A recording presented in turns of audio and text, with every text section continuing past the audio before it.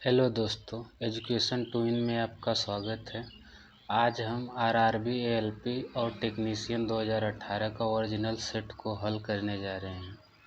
जिनको भी रिवीजन करना है तो इस वीडियो के माध्यम से रिवीजन कर सकते हैं। तो चलिए हम शुरू करते हैं। तो इसका पहला प्रश्न है 36, 54 और 108 का मौसा कितना होगा। तो मौसा होता है वह बड़ी से बड़ी संख्या जो इन तीनों संख्याओं को आसानी से काट दे, 36 को भी, 54 को भी और 108 को भी। तो इसका हम अगर फैक्टर करेंगे तो 18 गुणे 2 और 54 का करेंगे तो 18 गुणे 3 और 108 का करेंगे तो 18 गुणे 6। तो 18 ऐसी बड़ी से बड़ी कॉमन फैक्टर है जो इन तीनों को आसानी से काट सकते हैं, यानी इसका उत्तर होगा ऑप्शन नंबर डी 18। अगला प्रश्न देखते हैं।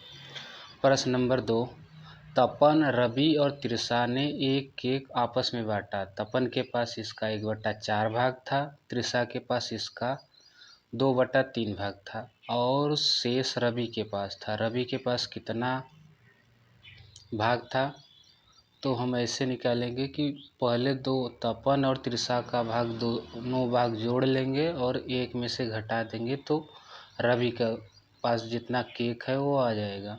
तो पहले जोड़ते हैं तपन और तृषा का, 1/4 प्लस 2/3, इसे जोड़ेंगे तो एलसीएम लेंगे 12, 4 का इसमें भाग देंगे, ऊपर गुणा करेंगे 1 में आएगा 3, 3 का इसमें भाग देंगे आएगा 4, ऊपर गुणा करेंगे 2 में आ जाएगा 8, इसे जोड़ेंगे तो 11/12। ये दो लोगों का हिस्सा है, हम इसे 1 में से घटा देंगे 11/12 तो आएगा 1/12। ये जो शेष हिस्सा बचा है यही रवि का भाग है, तो उत्तर हो जाएगा ऑप्शन नंबर 1/12। अगला प्रश्न नंबर 3, पहली 100 प्राकृतिक संख्याओं का औसत कितना होगा। तो औसत का फार्मूला होता है एवरेज का, पदों का योग बटे पदों की संख्या।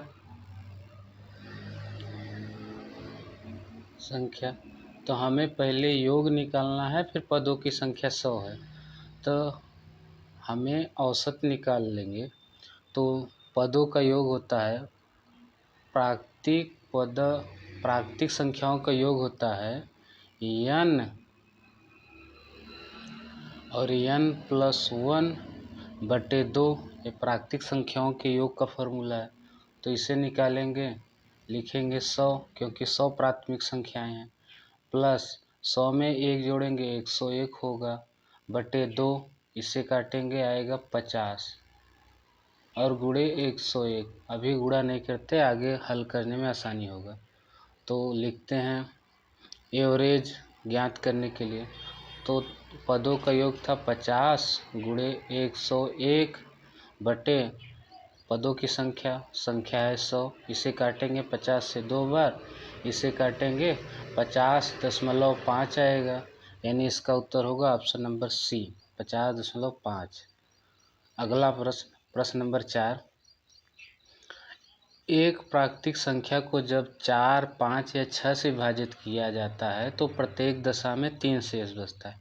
तो ऐसी सबसे छोटी संख्या क्या होगी। तो इसे तो हम ऑप्शन से हल कर सकते हैं। इन चारों ऑप्शन में जो भी कट जाए और शेष 3 बचे वही संख्या होगी। तो हम ऑप्शन नंबर 3 उठाते हैं, यही इसका उत्तर होगा। 4 से भी काटेंगे तो शेष आएगा 3, 5 से भी काटेंगे तो शेष आएगा 3। यह छोटी संख्या भी है। अगला प्रश्न नंबर 5, उस चित्र का चयन करें जो समूह से संबंधित नहीं है। यानी ये 4 ऑप्शन दिए गए हैं, इनमें एक संबंधित नहीं है। तो हम देखते हैं ऑप्शन नंबर 1, ए बीचों बीच है वृत्त के, ए भी बीचों बीच है वृत्त के, और ऑप्शन नंबर डी ए भी बीचों बीच है। लेकिन जो ऑप्शन नंबर सी है इसमें किनारे से है, यही चारों से भिन्न है, यानी ऑप्शन नंबर 3 इसका उत्तर होगा। अगला प्रश्न देखते हैं। प्रश्न नंबर 6, यदि युवा पुत्र 2 घंटे के लिए शीघ्रता से काम करता है और एक दिन में 16 वस्तुएं तैयार करता है और उसके वृद्ध पिता धीरे धीरे 8 घंटे काम करते हैं और एक दिन में 24 वस्तुएं तैयार कर, तो इनमें से कौन सा सही होगा? तो इस प्रश्न को हल करते हैं। जो पुत्र है उसे यश से लिखते हैं सन। वह 2 घंटा में 16 वस्तुएं बनाता है, तो 1 घंटा में बनाएगा 16/2 यानी 8 वस्तुएं बनाएगा। जो पिता है यानी फादर, वो 8 घंटे में 24 वस्तुएं बनाते हैं, तो 1 घंटा में बनाएंगे 24/8, काटेंगे आएगा 3। यानी जो पुत्र है वो 1 घंटा में 8 वस्तु बनाता है और जो पिता है वो 1 घंटे में 3 वस्तु बनाते हैं। यानी पुत्र की जो शक्ति है वो अधिक है। इन चारों ऑप्शन में ये जो चौथा ऑप्शन है कि पुत्र की शक्ति अधिक होगी, यही इसका उत्तर है। अगला प्रश्न नंबर 7। आप इसका उत्तर कमेंट बॉक्स में दीजिए। अगर नहीं हल होता है तो हम सबसे लास्ट में इसका भी उत्तर आपको बता देंगे। अगला प्रश्न नंबर 8। प्रश्न नंबर 8 कहता है, इनमें से किस संख्या का वर्गमूल एक अपरिमेय संख्या है? तो इसमें देखना है कौन एक अपरिमेय संख्या है।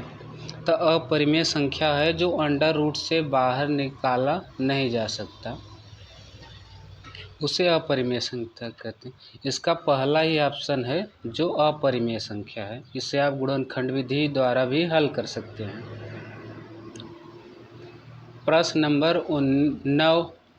दी गई आकृति की सही दर्पण छवि चुने। यदि दिख रहा शीशा क्षैतिज रखा हो, जो शीशा है वो नीचे की तरफ रखा है, तो इसका प्रतिबिंब कैसे बनेगा?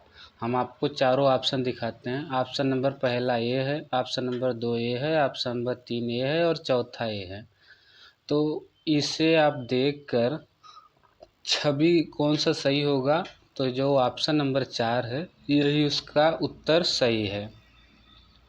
अगला प्रश्न देखते हैं। प्रश्न नंबर 10।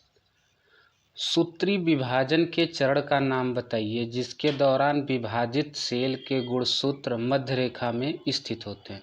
तो इसका उत्तर होगा ऑप्शन नंबर बी, मेटाफेज। अगला प्रश्न देखते हैं। प्रश्न नंबर 11। दी गई श्रृंखला में से अनुपस्थित संख्या का चयन करें। तो ये जो संख्या दी गई है 3, 12, फिर खाली जगह है 21, 612। आप जब 3 का स्क्वायर करेंगे उसमें 3 जोड़ेंगे तो आएगा 12। फिर 12 का स्क्वायर करेंगे उसमें 3 जोड़ेंगे तो आएगा 147, क्योंकि 12 का स्क्वायर 144 है, उसमें 3 जोड़ेंगे 147 आएगा। यही जो खाली जगह है यहीं 147 आएगा। इसका भी स्क्वायर करेंगे 147 का, उसमें 3 जोड़ेंगे तो आएगा 21,612। यानी इसका उत्तर होगा ऑप्शन नंबर 3, 147। अगला प्रश्न है, किसी प्लेटफॉर्म के ऊपर से एक टावर का उन्नयन कोण 30 है। टावर 45 मीटर ऊंचा था और प्लेटफॉर्म तथा टावर के बीच क्षैतिज दूरी 40√3 मीटर था। तो प्लेटफॉर्म की ऊंचाई ज्ञात की। तो हम प्लेटफॉर्म की ऊंचाई ज्ञात करेंगे। तो पहले लिखते हैं प्लेटफॉर्म और ये है टावर जो कि प्लेटफॉर्म से ऊंचा है। ये है टावर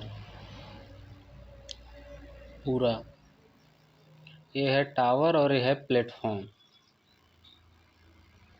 तो इसका मान दिया है 30 डिग्री और ये इसके बीच की जो क्षैतिज दूरी है वो 40√3 है। हमें यह यक्स निकालना है क्योंकि ये ऊंचाई हमने यक्स मानी है। यहाँ तक पूरा ऊंचाई हमने यक्स मानी। तो tan 30 होता है, tan डिग्री होता है हाइट बटे आधार दिया है 40√3। तो tan यहाँ 30 है, तो tan 30 का मान होता है 1। फिर से बताते हैं, tan फिगर बाद में बताएंगे। tan 30 था, इधर था x बटे 40√3। तो हमें tan 30 का मान जो है 1/√3 होता है, और ये दिया है x बटे 40√3, और √3 से √3 कट जाएगा। x का मान आएगा 40, जो हम दूरी माने थे वो 40 थी, लेकिन टावर की ऊंचाई 45 है, तो 45 में से हम 40 घटा देंगे तो आएगा 5 मीटर। यही प्लेटफॉर्म की ऊंचाई है, यानी इसका उत्तर होगा ऑप्शन नंबर 2, 5 मीटर। अगला प्रश्न नंबर 13, दी गई आकृति का जल में बनने वाला सही दर्पण चुनिए। ये जो है प्रश्न दिया गया है फिगर, इसका जल प्रतिबिंब, यानी ये ऊपर से नीचे कैसे दिखाई देगा। तो आप देख रहे हैं त्रिभुज है, जो ऊपर है तो प्रतिबिंब नीचे हो जाएगा, इस तरह बनेगा। और ये जो वृत्त है, वृत्त ऐसे ही बनेगा। तो ऐसा फिगर ऑप्शन नंबर बी में दिखाई दे रहा है, यानी इसका उत्तर होगा ऑप्शन नंबर बी। यहाँ से ऑप्शन भी देख लीजिए, इसका उत्तर होगा ऑप्शन नंबर बी। अगला प्रश्न देखते हैं, प्रश्न नंबर 14, किसी तरल की समान मात्रा के लिए निम्नलिखित में से किस प्रक्रिया की गति सबसे धीमी होती है। तो इसका जो उत्तर होगा ऑप्शन नंबर बी, वाष्पीकरण होगा, क्योंकि वाष्पीकरण जो है यह बहुत धीमा प्रक्रिया है, और इसे सतही घटना भी कहते हैं। ये भी प्रश्न में पूछा गया है, सतही घटना कहते हैं, सतही। ग्रुप डी में यह प्रश्न पूछा गया है, सतही घटना कहते हैं। और यह क्षेत्रफल भी निर्भर करता है, ये भी प्रश्न पूछा गया है कि कौन सी प्रक्रिया है जो क्षेत्रफल पर निर्भर करती है। तो इसका उत्तर होगा वाष्पीकरण। अगला प्रश्न नंबर 15, अपने पहले एक दिवसीय अंतर्राष्ट्रीय क्रिकेट मैच में शतक लगाने वाले पहले भारतीय खिलाड़ी कौन है। उपरोक्त खिलाड़ी ने वर्ष 2016 में उपलब्धि हासिल की थी। तो इसका उत्तर हो जाएगा KL राहुल। यह करंट अफेयर का प्रश्न है, ये पुराना है, आपको नया करंट अफेयर पढ़ना होगा। अगला प्रश्न है प्रश्न नंबर 16, उस उत्तर आकृति का चयन करें जो दी गई प्रश्नाकृति का सही जल प्रतिबिंब है। यानी यह जो फिगर दिया गया है, यह जल प्रतिबिंब में कैसा दिखाई देगा। तो जो एक किनारे वाला है तो ये किनारे आएगा, ऐसे बनेगा प्रतिबिंब। तो ऐसे ऑप्शन नंबर डी में दिखाई दे रहा है, यानी इसका उत्तर होगा ऑप्शन नंबर डी। यहाँ ऑप्शन देख लेते हैं, इसका उत्तर होगा ऑप्शन नंबर डी। अगला प्रश्न देखते हैं, प्रश्न नंबर 17, निम्नलिखित में कौन सा उपकरण रासायनिक ऊर्जा को विद्युत ऊर्जा में परिवर्तित करता है। तो इसका उत्तर होगा विद्युत सेल, क्योंकि जो बैटरी होती है इधर प्लस होता है और इधर माइनस होता है, इसमें रासायनिक ऊर्जा होती है, और यही जो पोल होते हैं इसके तरफ विद्युत ऊर्जा में परिवर्तित होता है। तो इसका उत्तर होगा विद्युत सेल। प्रश्न नंबर 18, निम्नलिखित में कौन सा तत्व मेंडलीव की आवर्त सारणी में से ई का एल्युमिनियम का जगह लेता है। इसका उत्तर होगा गैलियम। ऑप्शन नंबर 1, जो ई का एल्युमिनियम है वो मेंडलीव की आवर्त सारणी में गैलियम होता है। अगला प्रश्न नंबर 19, कंप्यूटर में हमेशा होता है। इन चारों ऑप्शन में से एक चीज़ है जो कंप्यूटर में हमेशा होता है। पहला ऑप्शन है कीबोर्ड, दूसरा का CPU, तीसरा का माउस, और चौथा ग्राफिक्स कार्ड। तो इसका उत्तर होगा ऑप्शन नंबर बी, CPU जो होता है वो कंप्यूटर में हमेशा होता है। अगला प्रश्न नंबर 20, निम्नलिखित में कौन सी भौतिक राशि कार्य दर कहलाती है? तो जो कार्य की दर है तो P बराबर W/T होता है। जो कार्य करने में लिया गया समय यही कार्य दर कहलाता है। तो इसे हम शक्ति यानी P से डिनोट करते हैं। तो इसका उत्तर हो जाएगा ऑप्शन नंबर सी, शक्ति। और यह फार्मूला याद करके रखिए, न्यूमेरिकल बनाने भी हमें काम आता है। अगला प्रश्न नंबर 21। दबंग, मुंबई, कलिंग लायंस, रांची रेंज और दिल्ली वुड राइडर जैसी क्षेत्रीय टीमें किस खेल प्रतियोगिता में एक दूसरे के खिलाफ खेलती है? तो इसका उत्तर हो जाएगा option number A, hockey India league. अगला प्रश्न नंबर 22। हाइड्रा प्रजनन करता है, तो इसका आप ऑप्शन भी देख लीजिए। ऑप्शन नंबर 1 बहुविखंडन द्वारा, ऑप्शन नंबर बी बाइनरी विखंडन द्वारा, ऑप्शन नंबर 3 विखंडन द्वारा, ऑप्शन नंबर 4 मुकुलन द्वारा। तो इसका उत्तर हो जाएगा ऑप्शन नंबर 4 मुकुलन द्वारा। प्रश्न नंबर 23। उत्तर की ओर मुख करते हुए ऐश्वर्या घड़ी की सुई की दिशा में 45 डिग्री मुड़ती है और फिर घड़ी के विपरीत दिशा में 135 डिग्री और फिर पुनः घड़ी के सुई की दिशा में 180 डिग्री मुड़ती है। अब वह किस दिशा की ओर देखते हुए खड़ी है? तो यह प्रश्न को हल करने के लिए पहले हम पूर्व, पश्चिम, उत्तर, दक्षिण है। ये उत्तर है, ये दक्षिण है, ये पूर्व है और यह पश्चिम है। पहले उत्तर की तरह देख रही है, 45 डिग्री मुड़ेगी तो आएगी उत्तर और पूर्व के बीच में। ये सुई के दिशा की, घड़ी के दिशा की में बढ़ रही है। फिर ये घड़ी के विपरीत दिशा में 135 जाएगी तो आएगी पश्चिम की दिशा की ओर। फिर यहाँ से 180 घड़ी की सुई की दिशा में मुड़ रही है, तो ये जो सीधी रेखा होती है ये पूरे 180 होगी। यहाँ से मुड़ के यह पूरब की तरफ आ जाए, यानी आखिरी में इसका मुंह पूरब की ओर होगा, यानी इसका उत्तर होगा पूर्व। अगला प्रश्न नंबर 24 दिया है।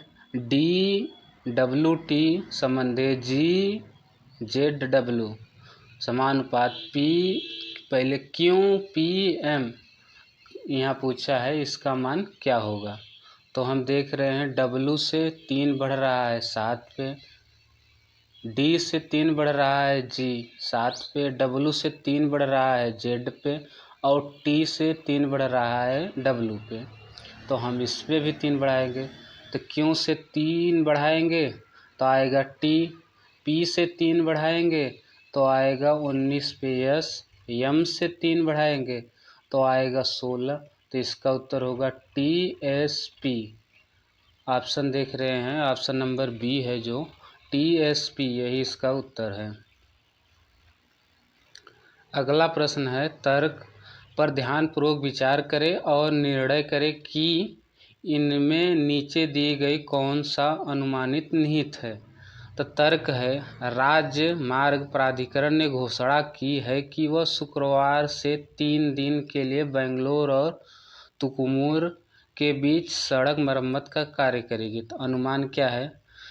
पहला अनुमान है, लोग को बेंगलोर और तुकुमूर के बीच अपनी यात्रा की योजना इनके अनुरूप बनाने की ज़रूरत है। तो यह उत्तर सही है, क्योंकि उनको पता होना चाहिए कि उस पर काम चल रहा है, तो उसके हिसाब से योजना बनाना है। और दूसरा है, प्राधिकरण अनावश्यक मरम्मत कार्य से नागरिक को परेशान कर रही है, ये तो गलत है, यानी इसका उत्तर होगा केवल एक। ऑप्शन देख रहे हैं, ये ऑप्शन 3 में है, केवल एक इसका अनुसरण करता है। अगला प्रश्न नंबर 26। कार्बन डाइऑक्साइड में कार्बन की प्रतिशत मात्रा कितनी है? तो हम निकालेंगे। कार्बन का होता है, जैसे लिखते हैं CO2, कार्बन का होता है 12, ऑक्सीजन का 16 होता है, 16 2 कार्बन है, यानी इसका हो जाएगा 32, दोनों जोड़ेंगे आएगा 44। तो 44 ग्राम में है जो 12 कार्बन है, तो हमें 1 ग्राम में निकालना है, तो 12/44। हमें 100 ग्राम में निकालना है प्रतिशत के लिए, तो 12/44 गुणे 100। इसे हल करेंगे तो आएगा 27.3, यानी ऑप्शन नंबर 1 इसका उत्तर है। अगला प्रश्न नंबर 27। यक्स की ऊपर से 12वीं रैंक है। अगर कक्षा में कुल छात्र 16 हैं तो नीचे से रैंक क्या होगी? तो हम जानते हैं ऊपर से रैंक अगर 12 है, ये बना देते हैं, ऊपर से रैंक 12 है और टोटल 16 छात्र है, तो 16 में से हम 12 घटा देंगे प्लस 1 कर देंगे, तो 16 में से 12 घटाएंगे प्लस 1 करेंगे 5, यानी नीचे से उसकी रैंक 5 होगी। अगला प्रश्न नंबर 28। आधुनिक आवर्त सारणी में कौन से 2 आवर्तों में 8 तत्व मौजूद है? तो इसका उत्तर होगा ऑप्शन नंबर 1। 2 और 3 जो आवर्त है उसमें 8 तत्व होते हैं। अगला प्रश्न नंबर 29। उत्तर आकृतियों में से प्रश्न चिन्ह के स्थान पर आने वाली सही आकृति चुनिए। तो ये जो आप फिगर देख रहे हैं, जैसे पहला फिगर है ऐसे दूसरा फिगर है, हमें तीसरा फिगर से जैसे वैसे चौथा फिगर बनाना है। तो हम देख रहे हैं ये पहले ऊपर था फिर नीचे हो गया, फिर इसी प्रकार इसे चेंज करेंगे तो जो त्रिभुज है वो नीचे हो जाएगा,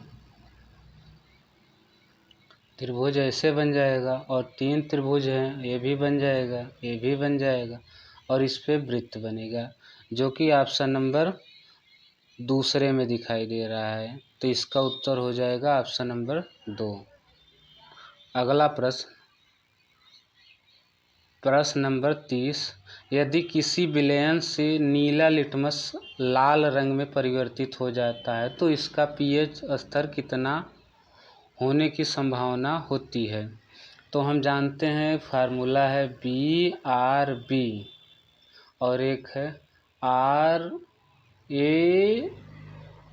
दूसरा है, पहला है BRB और दूसरा का है ABR। ये जो है ये बेस है वो रेड को ब्लू में बदल देता है, रेड को ब्लू में बदल देता है, और जो एसिड है वो ब्लू को रेड में बदल देता है। तो हम देखते हैं ये बदल रहा है नीले को लाल में, यानी ब्लू को रेड में बदल रहा है, एसिड होगा, और एसिड की जो पीएच मान होती है वो 7 से कम होगी। इसमें केवल एक ही ऑप्शन है, ऑप्शन नंबर 3, 6 जो है वो एसिड है, क्योंकि इसका पीएच मान 7 से कम है, और जो एसिड होता है उसका पीएच मान 7 से कम होता है। अगला प्रश्न देखते हैं, प्रश्न नंबर 31। नीचे दिए गए विकल्पों में से संबंधित शब्द का चयन करें। तो हम ये देख रहे हैं PUNE को लिखा गया है SEXQF। तो हम देख रहे हैं P से 3 आगे लिखा है, P से 3 आगे लिखा है S, P से 3 आगे लिखा है S, U से 3 आगे लिखा है X, और N से 3 आगे लिखा है Q, और E से 3 आगे लिखा है F। तो हम भी इसमें 3 जोड़ते हैं, 3 जोड़ेंगे आएगा F, I में 3 जोड़ेंगे आएगा L, T में 3 जोड़ेंगे आएगा W, और Y में 1 प्लस है, क्योंकि यहाँ E से 1 प्लस है F, तो Y से हम प्लस 1 करेंगे Z, यानी इसका उत्तर होगा FLWZ, ऑप्शन नंबर 4 इसका उत्तर होगा। अगला प्रश्न देखते हैं, यह प्रश्न नंबर 32 है। एक ग्राफ दिया है, इसका प्रश्न नीचे है, नीचे पढ़ लेते हैं। लिखा गया है दिए गए डाटा के आधार पर मार्च 2017 को बाइक के अतिरिक्त पंजीकरण वाहनों की संख्या, तो हम देख ले रहे हैं जो मार्च है, मार्च में जो दिया गया है वो अन्य दिया गया है 25, और जो बाइक की संख्या है वो 15 है। इससे घटाएंगे आएगा 1, और ये 1000 में दिया गया है, यानी इसका उत्तर इतना होगा। इसका भी ऑप्शन देख ले रहे हैं, ऑप्शन नंबर 3 जो इसका उत्तर होगा, ऑप्शन नंबर 3। अगला प्रश्न नंबर 33। प्रश्न नंबर 33 है, किसी मिश्रण में रेत व बजरी का अनुपात 7:8 है, जबकि बजरी और सीमेंट का अनुपात 6:7 है, तो मिश्रण में रेत और सीमेंट का अनुपात ज्ञात कीजिए। तो हम अनुपात ज्ञात करें, पहले लिखेंगे रेत, दूसरा बजरी, तीसरा लिखेंगे सीमेंट। तो अनुपात निकालना जानते हैं तो हम सरल विधि बता रहे हैं। रेत और बजरी का अनुपात इतना है, बजरी और सीमेंट का अनुपात इतना है, तो इसे हम गुणा करते हैं ऐसे करके, या फिर नहीं आता तो खाली जगह पे 6 भर दीजिए, यहाँ खाली जगह पे 8 भर दीजिए। इसका गुणा करेंगे आएगा 42, और इसका गुणा करेंगे आएगा 56। हमें इन्हीं दोनों का रेत और सीमेंट का अनुपात पूछा है, तो 14 से इसे काटेंगे 3 बार और 14 से इसे काटेंगे 4 बार, यही इसका अनुपात है, यानी ऑप्शन नंबर 3, 3 और 4। अगला प्रश्न नंबर 34। खाली जगह को भारत के मसालों के बगीचे के नाम से जाना जाता है, तो इसका उत्तर होगा केरल। अगला प्रश्न नंबर 35। राम के पिता की उम्र की दुगनी है। अगर हम राम लिखते हैं इधर R से और उनके पिता फादर लिख देते हैं F, ये 2 गुना है, और 8 वर्ष पहले राम की आयु के 2.5 गुना थे। तो 8 वर्ष पहले देखेंगे तो ये पिता उनके थे 5 और पुत्र 2, क्योंकि ये इसका 2.5 गुना है, तो इसे हम हल करेंगे तो इसका अंतर देखेंगे 3, इसका अंतर 1 है, तो इसमें गुणा कर देंगे इसमें, ताकि औसत बराबर आ जाए। तो इधर गुणा करेंगे, यहाँ आएगा 6 और इसमें गुणा करेंगे 3। इन दोनों का अनुपात 1 है, जबकि दिया है 8, तो 1:8, तब हम 6 का अनुपात निकालेंगे। 48 वर्ष इनके पिता हो गए, और इसमें गुणा करेंगे 8 में 3 का, तो आएगा 24। 24 है जो वो राम की आयु है, तो पिता की आयु 48 वर्ष, राम की आयु 24 वर्ष। हमें पूछा है राम की आयु, तो राम की आयु 24 वर्ष, ऑप्शन नंबर 3।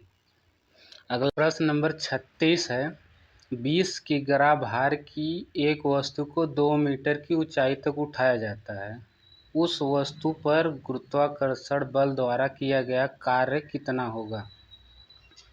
तो एक फार्मूला है, W बराबर mgh। m का मान दिया है 20 किग्रा, h ऊंचाई का मान दिया है, यहाँ गुणा करेंगे 2, और g का मान दिया है 10 गुणे 10, इसका गुणा करेंगे आएगा 400, और कार्य का मात्रक जूल होता है, तो ऑप्शन नंबर 3 400 जूल। प्रश्न नंबर 37। अधातु ऑक्साइड आमतौर पर होते हैं, तो इसका उत्तर होता है अम्लीय। अधातु जो होते हैं, अधातु यह अम्लीय होते हैं, लेकिन जो धातु होते हैं यह क्षारीय होते हैं। ये भी प्रश्न पूछा जाता है क्षारीय, कि अधातु अम्लीय होते हैं और क्षारीय धातु होते हैं। अगला प्रश्न नंबर 38। यह 2017-18 का करंट है, लेकिन आप लोगों को 23 और 24 का करंट याद करना होगा। प्रश्न है, आर्थिक सर्वेक्षण 2017-18 के अनुसार भारत के सकल घरेलू उत्पाद GDP में सेवा क्षेत्र का प्रतिशत योगदान निम्नलिखित में से किस सीमा के अंतर्गत आता है? तो इसका उत्तर हो जाएगा ऑप्शन नंबर 4, 50% से अधिक। अगला प्रश्न है प्रश्न नंबर 39। राही ने किसी बैंक से 600 की राशि को जमा कराया जिस पर उसे 8% प्रति वर्ष का साधारण ब्याज प्राप्त होता है। यदि राही ने 5 वर्षों तक बैंक में धनराशि को रखा उसे ब्याज के रूप में कितनी राशि प्राप्त होगी। तो फार्मूला है SI बराबर PRT। P होता है मूलधन बटे 100। P होता है, फार्मूला थोड़ा गड़बड़ हो गया है, लिखते हैं SI बराबर PRT बटे 100। जो P होता है वो मूलधन होता है, जो R होता है वो दर होता है और T समय होता है। तो हमें ज्ञात करना है SI। तो दिया है 600, R का मान दिया है 8% और T का मान दिया है 5 वर्ष बटे 100। ये 00 से 00 कट गया, इसका गुणा करेंगे 8 छंग 48 और 48 में 5 का गुणा करेंगे आएगा 240। ऑप्शन नंबर 2 इसका उत्तर होगा। अगला प्रश्न ये भी करंट का है। तत्कालीन मुख्यमंत्री जयललिता की मृत्यु के कारण चेन्नई शहर के कौन से विधानसभा क्षेत्र में हाल में एक उपचुनाव कराना पड़ा था। तो इसका उत्तर है RK नगर। अगला प्रश्न है, ये तो बायो का प्रश्न है और इसे याद करना पड़ेगा। यह ग्रुप D में भी पूछा था और टेक्नीशियन में भी पूछा था। इम्प्लांटेशन किसकी प्रक्रिया है। तो इसका उत्तर हो जाएगा ऑप्शन नंबर 3, एक गर्भाशय के लाइनिंग से युग्मनज का जुड़ना। अगला प्रश्न है 1 1 1 1 और 1 का वर्ग। तो इसका वर्ग ज्ञात है, पहला ही होगा क्योंकि इसका गुणा करेंगे तो इतना ही आएगा। प्रश्न नंबर 43। किसी भारतीय अभिनेता जो बाद में राजनेता बन गए को 2017 में film fair life time achievement पुरस्कार प्राप्त हुआ। तो इसका उत्तर हो जाएगा शत्रुघ्न सिन्हा। अगला प्रश्न नंबर 44। निम्नलिखित में से कौन सा एक पाइथागोरस त्रिक नियम है। तो पाइथागोरस कहता है ये कर्ण है हाइपोटेनस, ये लंब है, ये आधार है। पाइथागोरस कहता है लंब का स्क्वायर प्लस आधार का स्क्वायर बराबर होता है कर्ण के स्क्वायर के बराबर। तो इसमें जो ऑप्शन नंबर 3 देख रहे हैं 8 के स्क्वायर और 15 के स्क्वायर, ये 17 के स्क्वायर के बराबर होता है। ये इसका उत्तर है। अगला प्रश्न देखते हैं। कथन दिया गया है सभी शार्क मछलियाँ, जो शार्क हैं सब के सब मछलियाँ हैं और कोई मछलियाँ सांप नहीं है। तो सांप इधर हो जाएगा, ये सांप है, बीच में शार्क है और ये जो है ये मछली है। पहला तर्क निष्कर्ष कह रहा है कोई भी सांप शार्क नहीं, तो सांप जो है वो शार्क को नहीं काट रहा है, यानी पहला सही है। दूसरा का कोई शार्क सांप नहीं है, तो दूसरा का भी कथन सही, क्योंकि कोई भी शार्क जो है वो सांप को नहीं काट रहा है, क्योंकि वो मछली को नहीं काट रहा है तो इससे भी नहीं कटेगा, यानी दोनों कथन सत्य है। इसका देख लीजिए ऑप्शन नंबर पहला, कथन 1 और 2 दोनों अनुसरण करते हैं। अगला प्रश्न है ABC मिलकर किसी कार्य को 10 दिन में समाप्त करते हैं, AB मिलकर इसी कार्य को 12 दिन में समाप्त करते हैं, जबकि B और C मिलकर इसी कार्य को 20 दिनों में पूरा करते हैं। यदि B अकेले इस कार्य को करे तो उसे कार्य को पूरा करने में कितने दिन लगेंगे। तो हम इसे हल करते हैं, लिखेंगे A, B और C। ये 10 दिन में करता है, A और B मिल के करते हैं 12 दिन में, और B और C मिल के इसे करते हैं 20 दिन में। इसका एलसीएम लेके आएगा 60। ABC तीनों मिल के 6 दिन में, AB मिल के करते हैं 5 दिन में, और बी सी मिल के करते हैं 3 दिन में। जब ए बी सी तीनों मिल के 6 दिन में करते हैं, तो अगर हम ए बी जो है 5 दिन में करते हैं, तो हम 6 में से अगर 5 घटाएंगे तो आएगा 1। जो सी करता है उसके बाद बी सी जो करते हैं वो 3 दिन में करते हैं। जब ए बी सी 6 में से 3 दिन घटाएंगे, बी सी घटाएंगे तो बचेगा ए। जो ए करता है वो 3 दिन में, तो हमें मालूम है क्या ए जो करता है और सी करता है, ए और सी जो मिल के करते हैं, ए करता है 3 दिन में, बी करता है 1 दिन में, दोनों मिल के 4 दिन में काम करते हैं। तो पूरा काम ए बी सी मिल के 6 दिन में करता है, तो हम बी का कार्य निकालेंगे तो 6 में से 4 घटा देंगे, आएगा 2। और हमें पूरा काम करवाना है, यानी 60 में अगर हम 2 का भाग देंगे तो आएगा 30 दिन। यही इसका उत्तर है, यानी ऑप्शन नंबर बी इसका उत्तर है। अगला प्रश्न देखते हैं। प्रश्न नंबर 47। ऑक्सीजन की आपूर्ति पर्याप्त होने पर खाली जगह लव प्राप्त होता है। जब ऑक्सीजन मिल जाएगा तो जो लव है वो नीली प्रकार की जलेगी, और नीली प्रकार की जो लव है वो बहुत अधिक उसमें उष्मा होती है। लेकिन जब ऑक्सीजन प्राप्त नहीं होता है तो उसका रंग पीला की हल्का पीला जलेगा, इसमें ऊर्जा कम होती है।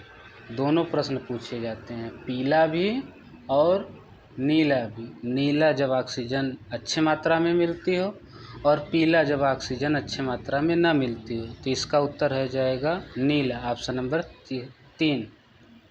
अगला प्रश्न पता नहीं किस भाषा में लिखा है, चलिए अगला प्रश्न देखते हैं।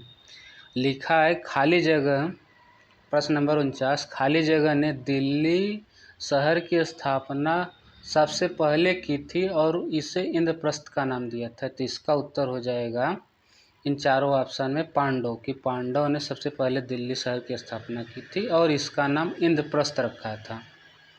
अगला प्रश्न, प्रश्न नंबर 50।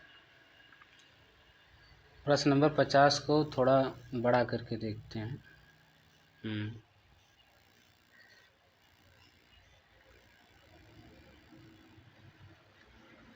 ये दिया गया है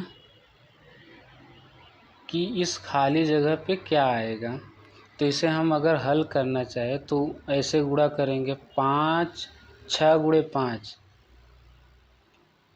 5 गुणे 6 आएगा 30, और ये 3, और इस 3 में गुणा करेंगे, 3 गुणे 3 बराबर 9। इन दोनों को जोड़ेंगे, 30 और 9 39, तो 39 है बीच में। उसी प्रकार हम इसका गुणा करेंगे, 4 का 3 में गुणा करेंगे, आएगा 12, और 5 में 5 का गुणा करेंगे, आएगा 25। इसे जोड़ेंगे, आएगा 37। यही उसका उत्तर है। ऑप्शन भी देख लीजिए, ऑप्शन नंबर 4 37 इसका उत्तर होगा। अगला प्रश्न, प्रश्न नंबर 51। यह इसी रेखा में से हमें ज्ञात करना है, लुप्त पद ज्ञात करके लिखना है।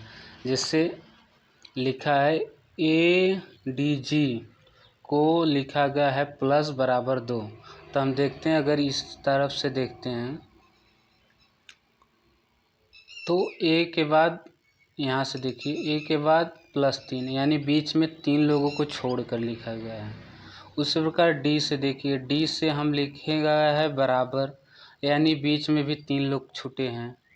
और उसके आगे जी लिखा है, जी के बाद भी 3 आगे लिखा है, बीच में एच आई और ए वाला संख्या छोड़ के लिखा गया है। तो हम इसी प्रकार इसे भी देख के लिखेंगे ऊपर से। तो सी देख रहे हैं, और 3 ठे छोड़ के 3 संख्या डॉलर प्लस और हैज, इन तीनों संख्याओं को छोड़कर लिखेंगे डी। उसके बाद ई लिखा है, तो ई के बाद हम 3 संख्या छोड़ के प्रश्नवाचक चिन्ह लिखेंगे। उसी प्रकार आई 3 संख्या छोड़ के @ लिखेंगे। यही इसका उत्तर होगा, ऑप्शन नंबर 1 इसका उत्तर होगा। अगला प्रश्न, ये प्रश्न गड़बड़ है, अगला प्रश्न देखते हैं। प्रश्न नंबर 53, अर्जुन और अनुराग एक कार्य को क्रमशः 6 दिन और 7 दिन में पूरा करते हैं। यदि वे दोनों मिलकर कार्य करते हैं तो कुल 780 रुपये अर्जित करते हैं। तो इस धनराशि में अर्जुन का भाग ज्ञात कीजिए। तो है यहाँ अर्जुन AJ लिख देते हैं और अनुराग AN लिख देते हैं। अर्जुन जो 6 दिन में करता है, अनुराग 7 दिन में। इसका एलसीएम लेंगे, आएगा 42। इसकी एफिशिएंसी 7 आएगी और इसकी एफिशिएंसी 6 आएगी। जितना इनका क्षमता होता है यानी एफिशिएंसी, ये इतने ही भाग में उन्हें पैसे मिलते हैं। इन दोनों को जोड़ेंगे, 6 और 7 13, जो दिया है वो 780 के बराबर दिया गया है। तो एक भाग का मान हो जाएगा 60 रुपये। हमें अर्जुन का भाग ज्ञात करना है, तो इनकी क्षमता 7 है, तो 7 × 60 करेंगे, आएगा 420। यही इसका उत्तर है, ऑप्शन नंबर 2। अगला प्रश्न, इस प्रश्न का भी उत्तर आप कमेंट बॉक्स में दीजिए। इसका भी उत्तर नहीं है तो हम आपको इसका भी उत्तर बताएंगे। अगला प्रश्न है, जो एक खाली जगह दिया गया है, यहाँ क्या चीज़ आएगा। लिखा गया है, खाली स्थान पर आने वाले सही चित्र को चुनिए। तो हम देखते हैं, जो बंदर होता है वो केला खाता है, जो चूहा होता है वो बटर खाएगा, यानी ऑप्शन नंबर D इसका उत्तर होगा। ये भी प्रश्न देख रहे हैं कितना सरल है, तो इसका उत्तर होगा ऑप्शन नंबर D। अगला प्रश्न, प्रश्न नंबर 56, किस सुप्रसिद्ध व्यक्ति ने एन अनसुटेबल बॉय नामक पुस्तक लिखा है। तो इसका उत्तर हो जाएगा करण जौहर। करण जौहर ने एन अनसुटेबल बॉय नामक किताब लिखा है। अगला प्रश्न है, किसी ऊंचे टावर से 30 मीटर दूरी एक इमारत के आधार का अनुमान कोण 30 डिग्री है। 30 डिग्री मान लेते हैं। टावर की ऊंचाई कितनी होगी, इसका मान 30 दिया है, ये इसका मान पूछा है। तो हम लिखेंगे, इसको किनारे पर बनाते हैं फिगर। ये दिया है 30, ये हमसे पूछ रहा है, इसका मान 30 डिग्री है, तो tan 30 लेंगे, लिखेंगे x/30। इसका मान होगा 1/3 और इसका होगा x/30। तो हम इसको इस पार ले जाएंगे बराबर के, तो 30/√3 बराबर x। इसका गुणा करेंगे तो हम ऊपर नीचे √3 का गुणा कर देंगे,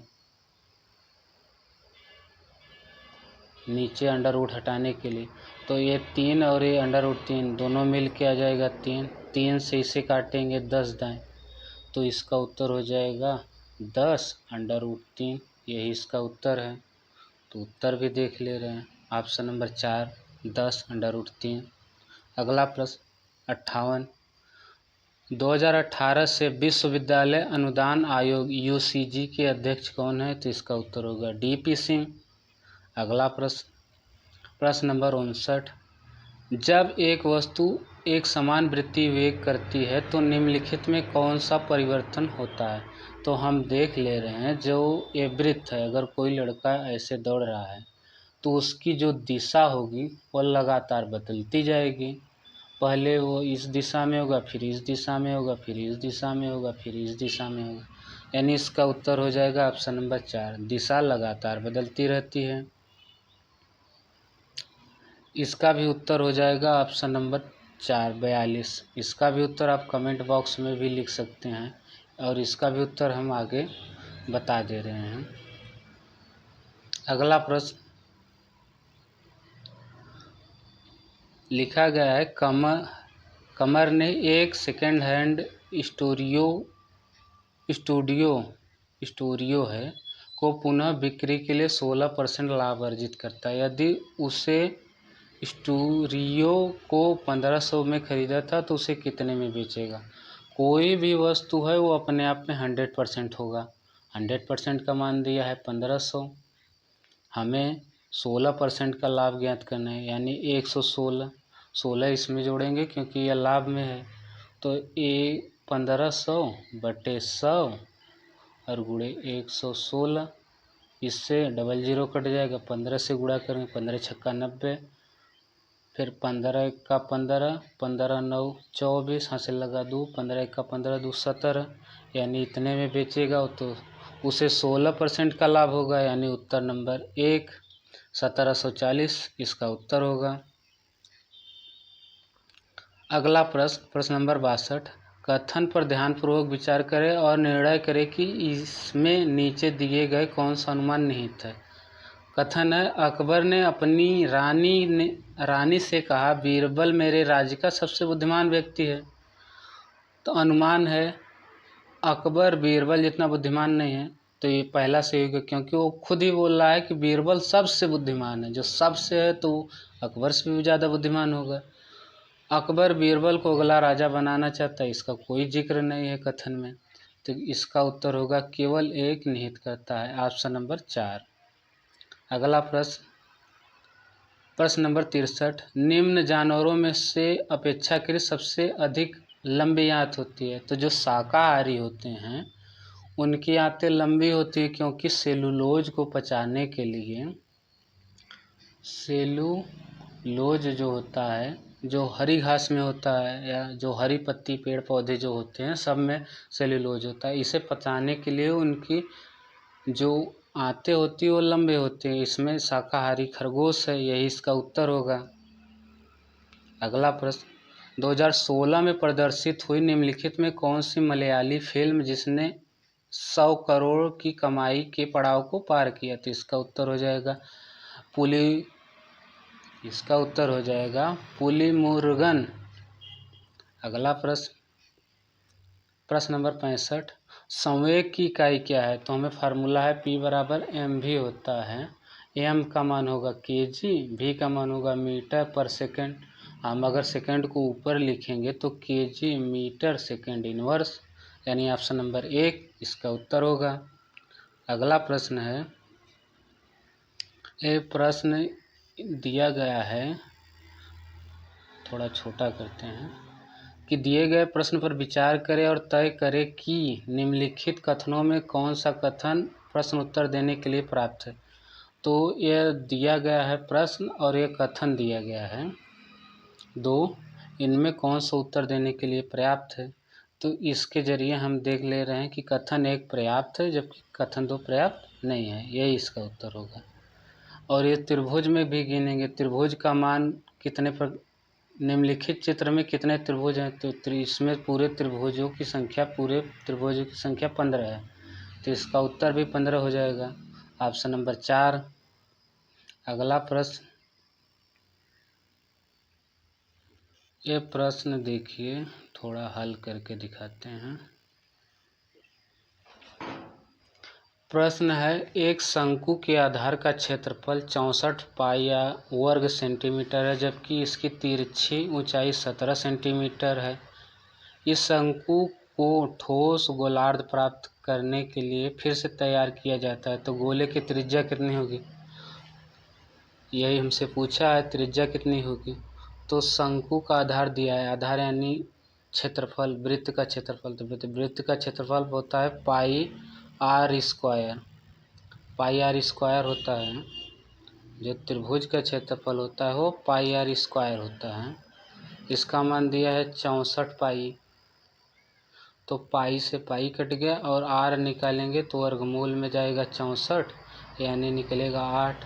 हमें त्रिज्या मालूम हो गया है 8 है, तो जो शंकु है, शंकु मालूम हम बना दे रहे हैं, तो जो ये त्रिज्या है ये 8 है और जो तिरछी लंबाई है इसका मान L होता है, इसका मान 17 दिया है। तो हम जाते हैं ट्रिपलेट नंबर जो होता है वो 8, 15 और 17 का होता है, तो जो ऊंचाई है वो 15 हो जाएगी। आप ट्रिपलेट निकाल भी सकते हैं। तो हमें याद हो गया आर जो है वो 8 है, एच जो है वो 15 है।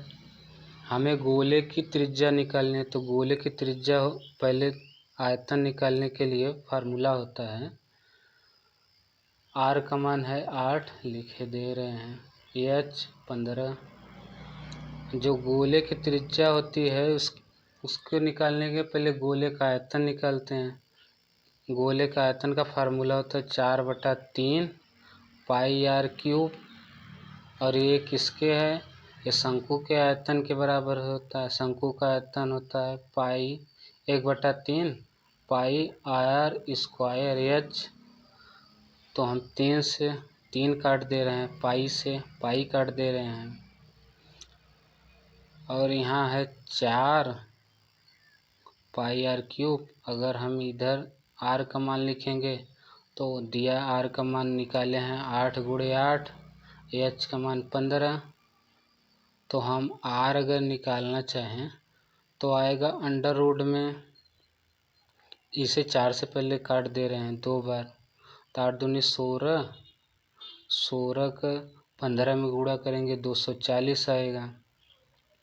इसे अगर हम निकालना चाहें आर क्यूब, तो इसे अगर हम हल करना चाहे तो 2 बाहर लिख सकते हैं, अंडर रूट में 30 पावर 3, यही इसका उत्तर होगा। ऑप्शन नंबर 3 इसका उत्तर होगा, 2 अंडर रूट 3, क्योंकि 240 को अगर हम बाहर निकालना चाहे तो लिखेंगे 8 × 30 अंडर रूट में आर क्यूब। जब हम इस क्यूब से इस क्यूब को यहाँ रखेंगे तो यह 8 जो है वो 2 का क्यूब है, तो 2 बाहर आ जाएगा, और जो 30 है वो अंदर ही रहेगा, तो यहाँ 3 लिखे जाएंगे अंडर रूट के ऊपर। तो यही इसका उत्तर हो जाएगा, ऑप्शन नंबर 3। अगला प्रश्न नंबर 69, ठोस कार्बन डाइऑक्साइड को किस नाम से जाना जाता है, तो इसे सूखी बर्फ के नाम से जाना जाता है। अगला प्रश्न नंबर 70, ए बी ए सी क्रमशः किसी खाली टैंक को क्रमशः 32 और 48 घंटे में भर सकते हैं, जबकि पाइप बी भरे हुए टैंक को 24 घंटे में खाली कर सकता है। यदि तीनों पाइप को इकट्ठा खोल दिया जाए तो टैंक को भरने में कितने घंटे लगेंगे। तो लिखेंगे ए जो है वो 32 घंटे में भरता है और सी 48 घंटे में भरता है, और जो बी है वो 24 घंटे में खाली करता है, यानी बी के आगे हम माइनस लिख दे रहे हैं। इसका एलसीएम लेंगे 96, 32 से 3 दाई, 48 से 2 बार, और 24 से 4 बार। हमें भरना है 2/3, तो इसका 2/3 भाग अगर हम निकालेंगे तो मान लिए हैं 96 का 2/3, इसे काटेंगे 3 2 यानी 64 आएगा। और हमें भरना है बी से, तो ए और सी मिल के भरेंगे 5 लीटर, जबकि बी 1 लीटर खाली कर देगा। और जब तीनों को इकट्ठा खोलेंगे तो उस टंकी में केवल 1 लीटर जाएगा, क्योंकि 3 और 2 5 मिल के भरेंगे, और जो बी है वो 4 लीटर निकाल देगा, 1 लीटर भरा जाएगा।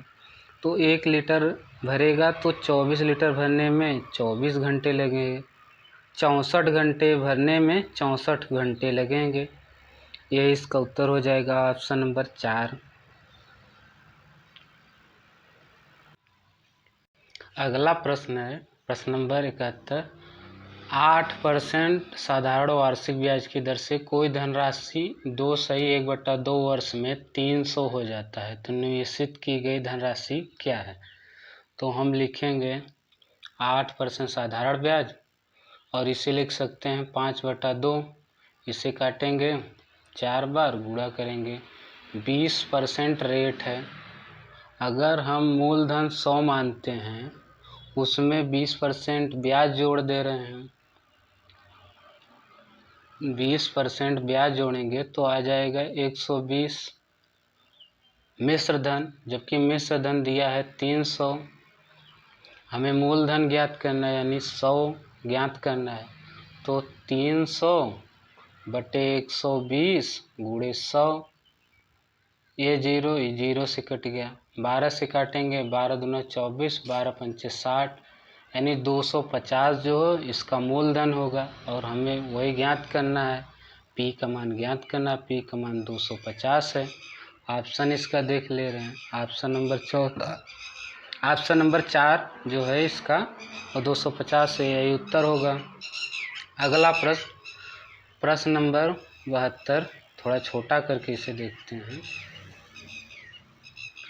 कह रहा है निम्न में से कौन सा वेन आरेख निम्नलिखित वर्गों का सही ढंग से प्रतिनिधित्व करता है? आदमी, पिता और डॉक्टर।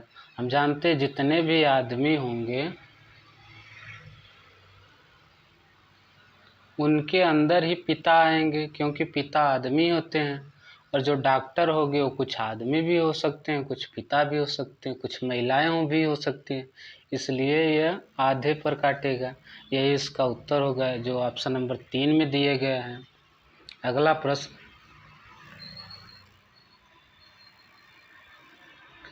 नंबर 73, दिए गए कथनों को सही मानिए और फिर निर्णय कीजिए कि दिए गए कथनों में से निश्चित रूप से कौन सा निष्कर्ष निकाला जा सकता है। कथन है गांव में रहने वाले कई लोग बेहतर भविष्य और शहरों में कथन है गांव में रहने वाले कई लोग बेहतर भविष्य के लिए शहर में बस रहे हैं। निष्कर्ष है सरकारी अफसरों की गांवों में अनिवार्य नियुक्ति होनी चाहिए, इसका कोई मतलब नहीं है। शहरों और गांवों के मध्य परिवहन सेवा में वृद्धि होनी चाहिए, इसका भी इसमें कोई मतलब नहीं दिया गया है, पता नहीं होगा भी, तो इसका उत्तर होगा न तो 1 न तो 2। ऑप्शन नंबर 4 दिया गया है, न तो 1 न तो 2। अगला प्रश्न नंबर 74, रिक्त स्थानों में सबसे उपयुक्त विकल्प चुनिए। हमें फार्मूला है याद कि V बराबर IR होता है। हमें दिया है 18 वोल्ट, हमें एम्पियर ज्ञात करना है। एम्पियर अगर हम 6 एम्पियर रखेंगे और 3 ओम से गुणा करेंगे, जो कि R का प्रतीक है, 3 ओम से गुणा करेंगे, 6 18 वोल्ट के बराबर होगा। तो हम जहाँ एम्पियर है वहाँ रखेंगे 6 एम्पियर। ऑप्शन नंबर बी, यही इसका उत्तर है। अगला प्रश्न, दिए गए अनुक्रम का लुप्त पद विकल्पों से चुनें। तो हमें मालूम है Y 25 पे होता है, W 23 पे होता है, U 21 पे होता है, S 19 पे होता है, और लगातार 2 संख्याएं घट रही है, तो यस के बाद क्यों आएगा, क्यों जो कि होता है 17 पे। ऑप्शन नंबर 2 इसका सही उत्तर है। इसी प्रकार आप प्रीवियस ईयर के ओरिजिनल सेट को हल करने के लिए हमारे चैनल को सब्सक्राइब करें और लाइक करें और हमारा मोटिवेशन बढ़ाएं। धन्यवाद।